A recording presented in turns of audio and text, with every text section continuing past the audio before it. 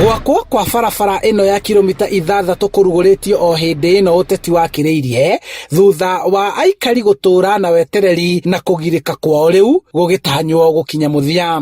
CBD nĩ kilomita 13 na twĩ gũkũ nĩ tuonaga tarĩ kilomita 400 tondũ ngari itikinyaga na gũkũ nĩ ũndũ wa bara. Barabara ni kidogo, hata unashanga bo ikinyesha hakuna pali ya kupita. Mũingĩ wamũkĩrĩte gwakwo kwa barabara ino na gĩkeno makiuga matũra mao rĩu nĩ mekũhingũka na thũgũrĩ ĩcoke thoko-inĩ ya Kĩhara o ũndũ ũmwe na kũhũtha kwa miumĩrĩre. Kuma 2017 nginya 2022 nao barabara ino no ĩkoretwo ona rĩu ĩremete gwakĩka na nĩ tũracokia ngatho twĩtaikaria gũkũ Kĩhara na tũgakena mũno na biacara citũ nĩ cikũgurũ.